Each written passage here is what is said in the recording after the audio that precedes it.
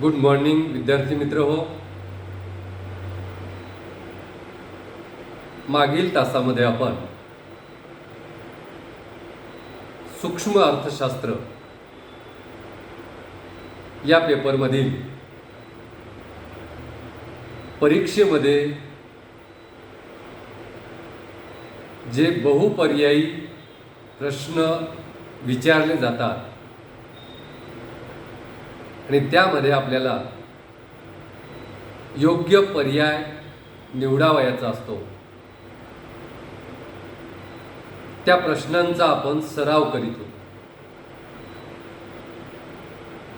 या सरावाच्या माध्यमातून पुन्हा एकदा आपलं संपूर्ण सिलेबसचं रिव्हिजन थोडक्यात होऊ शकतं आणि अनेक डाऊट, अनेक शंका आपल्या या सराव प्रश्नांच्या माध्यमातून आपल्याला क्लिअर करता येतात. त्या अनुषंगाने आजही आपण आणखी काही बहुपर्यायी प्रश्नांचा सराव करूया, ते सोडवण्याचा प्रयत्न करूया. तर आजचा पहिला प्रश्न घेऊया. पहिला योग्य पर्याय निवडा हा प्रश्न आजचा आहे. मागणीची किंमत लवचिकता बरोबर. मागणीच्या किंमत लवचिकतेचं सूत्र आपल्याला या ठिकाणी प्रश्नात विचारले.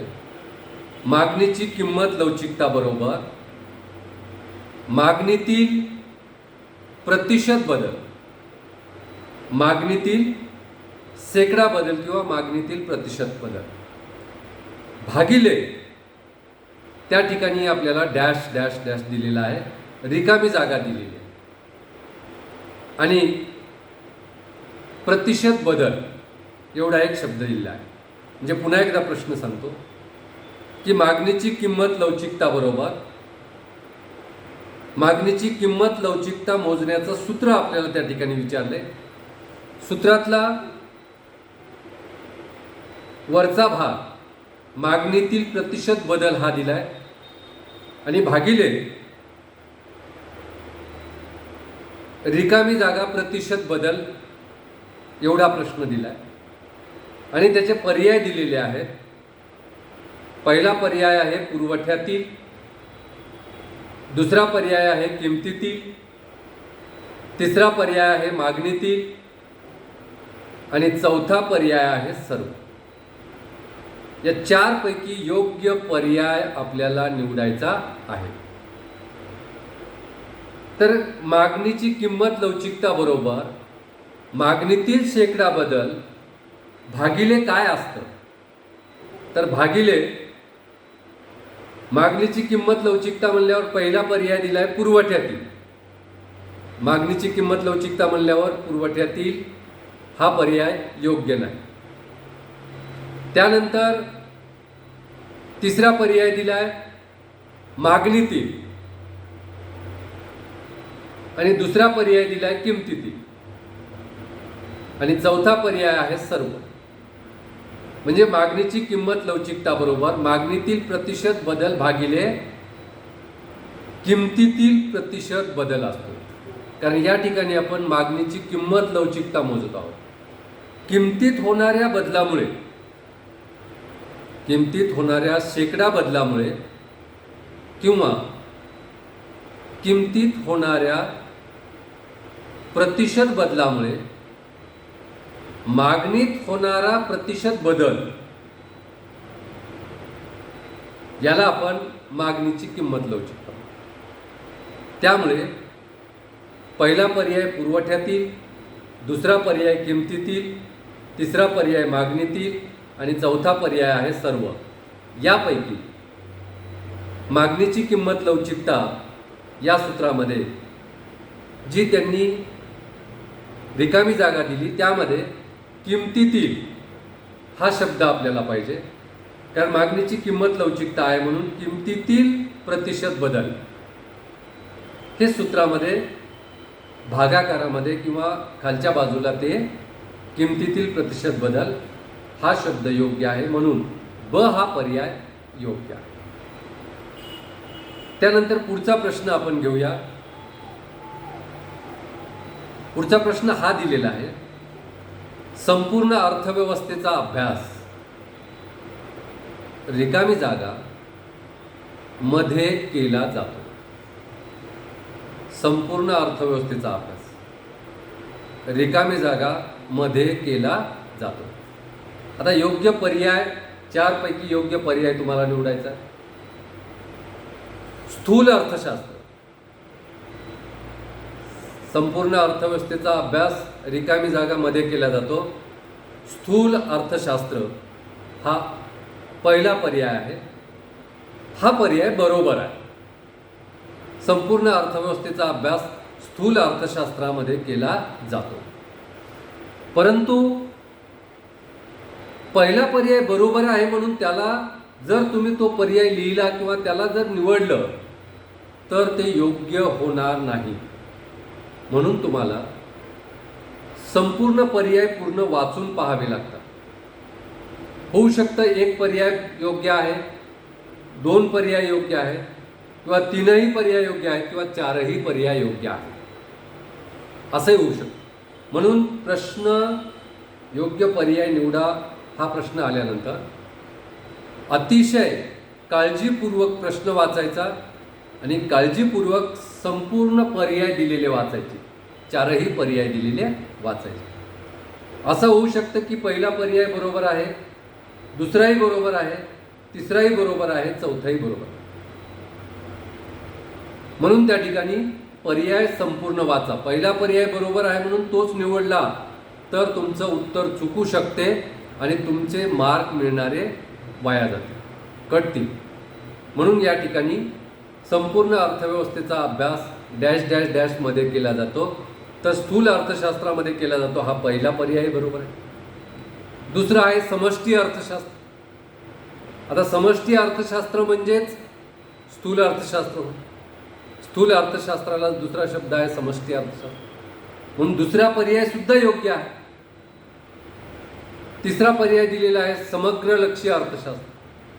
समग्रलक्षी अर्थशास्त्र हे स्थूल अर्थशास्त्रालाच म्हणतात.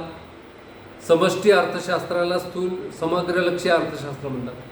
म्हणून तिन्ही पर्याय बरोबर आहे. आणि चौथा पर्याय आहे वरील सर्व. तर कोणता पर्याय तुम्ही निवडणार? पहिला निवडला तरी मार्क मिळणार नाही. केवळ दुसरा निवडला बरोबर असून मार्क मिळणार नाही. केवळ तिसरा निवडला बरोबर असून पुन्हा मार्क मिळणार नाही. आणि हे तिन्ही बरोबर आहेत हे सांगणारा चौथा पर्याय आहे वरील सर्व. तर तो चौथा पर्याय ड पर्याय तुम्हाला निवडावा लागेल तर तुम्हाला या प्रश्नाचे पूर्णच्या पूर्ण मार्क मिळतील.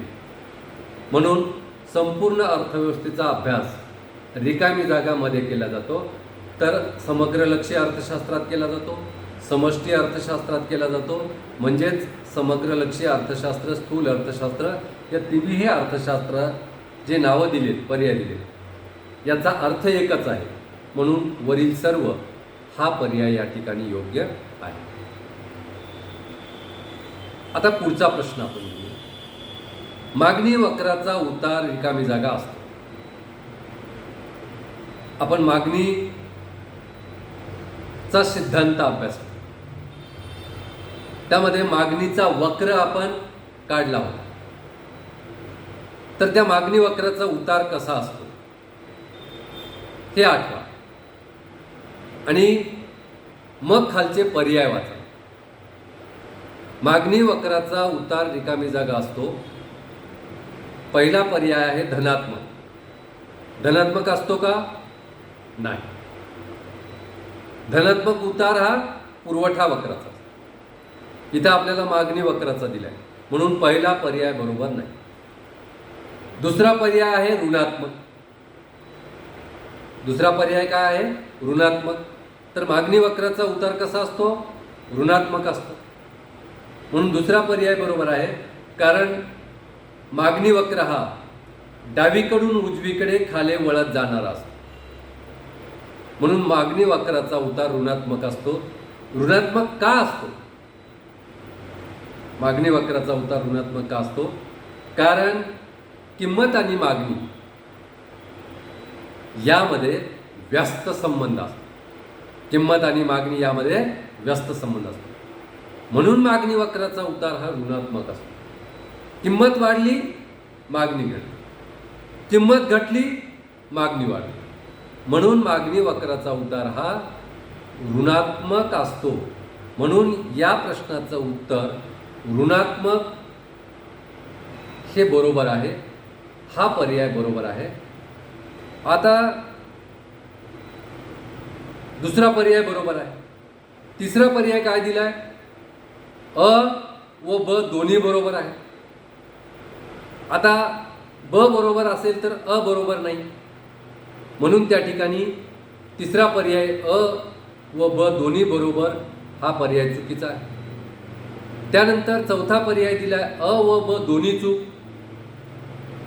अ धनात्मक आहे, ब ऋणात्मक आहे. अ हा चुकीचा पर्याय आहे, ब हा बरोबर पर्याय आहे. म्हणून अ व ब दोन्ही चूक म्हणणं हेही चुकीचं आहे. म्हणून या प्रश्नाचं योग्य उत्तर आहे ब.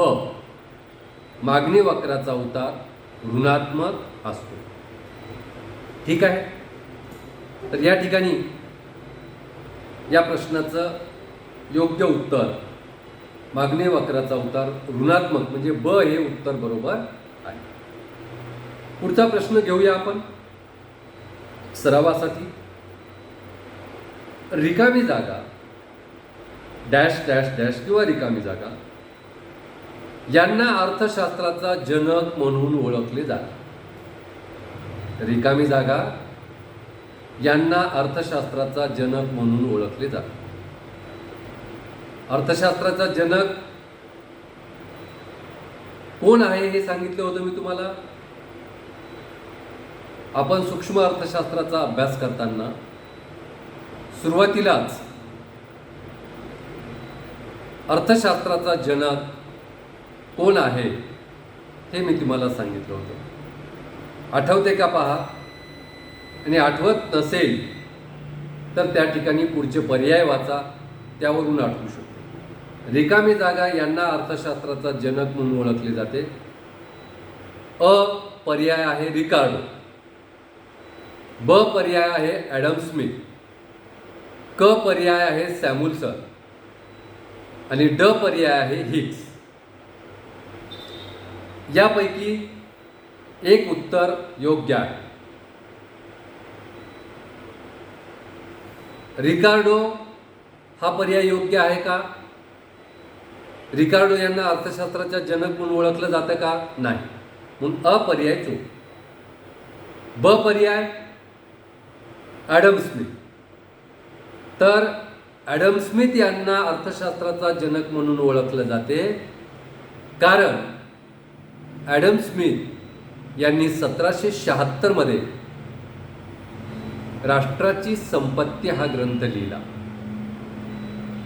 आणि तेव्हा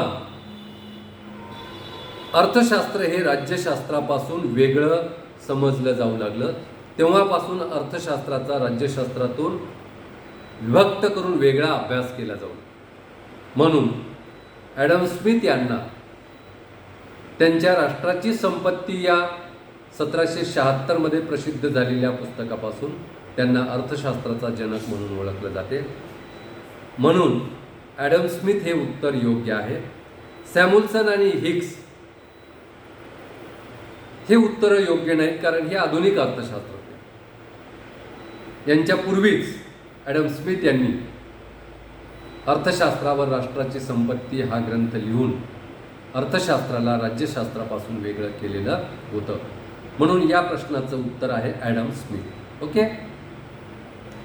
त्यानंतर पुढचा प्रश्न लक्षात घ्या. मूल्य आणि भांडवल, व्हॅल्यू अँड कॅपिटल. मूल्य आणि भांडवल हा प्रसिद्ध ग्रंथ डॅश डॅश डॅश किंवा रिकामी जागा यांनी लिहिला. मूल्य आणि भांडवल हा प्रसिद्ध ग्रंथ रिकामी जागा यांनी लिहिला. म्हणजे या प्रश्नामध्ये आपल्याला मूल्य आणि भांडवल हा प्रसिद्ध ग्रंथ कोणी लिहिला त्यांचं नाव आपल्याला योग्य पर्याय म्हणून निवडायचं. तर पहिला पर्याय आहे ॲडम स्मिथ. ॲडम स्मिथनं मूल्य आणि भांडवल हा ग्रंथ लिहिला का? नाही. म्हणून ॲडम स्मिथ हे उत्तर बरोबर नाही, अयोग्य. त्यानंतर दुसरा पर्याय आहे प्राध्यापक हिग्स. तर मूल्य आणि भांडवल हा ग्रंथ प्राध्यापक हिग्स यांनी लिहिलेला आहे. म्हणून या प्रश्नाचा योग्य पर्याय प्राध्यापक हिग्स हे आहे. परंतु यासोबतच तिसरा आणि चौथा पर्याय सुद्धा वाचून घेतला पाहिजे. त्यामध्ये काय दिले ते या प्रश्नाचे योग्य पर्याय आहेत का हे पण आपल्याला पाहावं लागतं. तर मूल्य आणि भांडवल हा प्रसिद्ध ग्रंथ तिसरा पर्याय आहे सॅम्युएल्सन यांनी लिहिला का? नाही. चौथा पर्याय आहे रिकार्डो. मूल्य आणि भांडवल हा ग्रंथ रिकार्डो यांनी सुद्धा लिहिला नाही. म्हणजेच मूल्य आणि भांडवल हा प्रसिद्ध ग्रंथ प्राध्यापक हिग्स यांनी लिहिला. हे उत्तर योग्य आहे, हा पर्याय योग्य आहे. म्हणून आपल्याला हा योग्य पर्याय म्हणून निवडावा लागतो. म्हणजे मूल्य आणि भांडवल हा प्रसिद्ध ग्रंथ प्राध्यापक हिग्स यांचा आहे, तो त्यांनी लिहिलेला आहे. त्यानंतर पुढचा प्रश्न घेऊया. प्रश्न क्रमांक 29.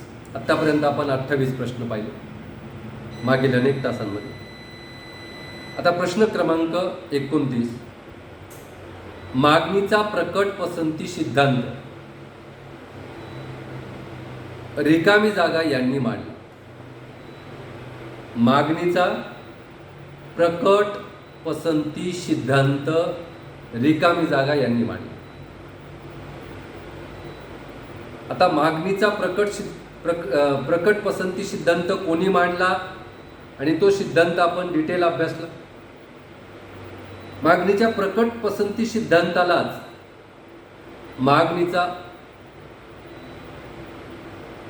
अभिव्यक्ती पसंती सिद्धांत असं सुद्धा म्हणतात. मागणीचा अभिव्यक्त पसंती सिद्धांत असे सुद्धा म्हणतात. तर हा सिद्धांत कोणी मांडलाय त्याचे पर्याय दिलेत 4.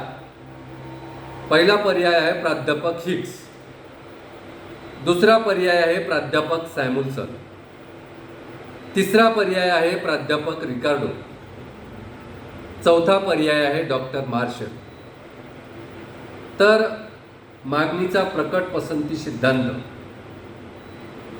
कोणी लिहिला?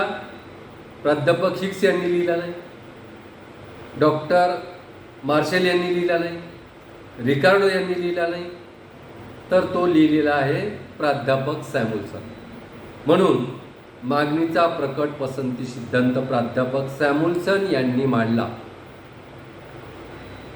सॅम्युएल्सन हे उत्तर बरोबर आहे.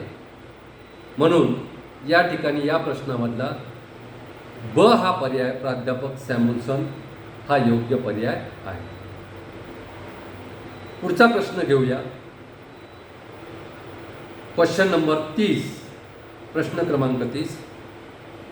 सूक्ष्म अर्थशास्त्र रिकामी जागा घटकांशी संबंधित असते. सूक्ष्म अर्थशास्त्र रिकामी जागा घटकांशी संबंधित असते. सूक्ष्म अर्थशास्त्र हा पेपर आपण सविस्तर अभ्यासला. सूक्ष्म अर्थशास्त्रामध्ये कोणत्या घटकांचा अभ्यास केला जातो?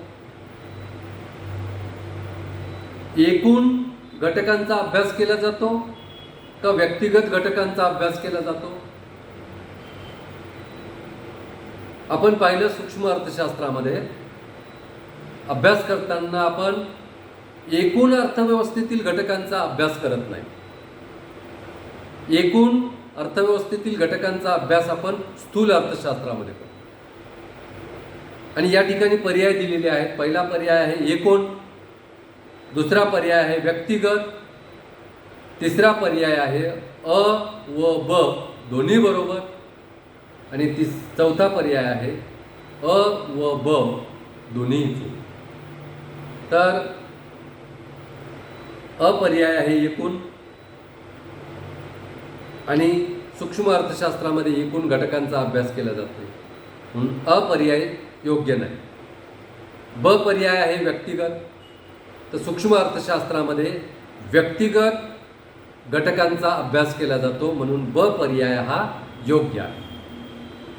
आणि तिसरा पर्याय आहे अ आणि ब दोन्ही बरोबर, तर याच्यातलं अ बरोबर नाही, ब बरोबर आहे म्हणून क पर्याय सुद्धा योग्य नाही. आणि चौथा पर्याय आहे अ व ब दोन्ही चूक, तर हा पर्याय सुद्धा बरोबर नाही किंवा योग्य नाही, कारण अ चूक आहे परंतु ब बरोबर आहे म्हणून ड पर्याय सुद्धा बरोबर नाही. म्हणून या प्रश्नाचा योग्य पर्याय तो आहे ब व्यक्तिगत. तर सूक्ष्म अर्थशास्त्र व्यक्तिगत घटकांशी संबंधित असते म्हणून 30व्या प्रश्नाचं उत्तर आहे किंवा योग्य पर्याय आहे व्यक्तिगत. पर्याय 2 सूक्ष्म अर्थशास्त्र हे व्यक्तिगत घटकांशी संबंधित असते. ओके विद्यार्थी मित्र हो, या ठिकाणी आपण थांबू आणि उर्वरित आणखी योग्य पर्याय निवडा याबाबतचे उर्वरित प्रश्न आपण पुढच्या तासामध्ये अभ्यासूया. धन्यवाद.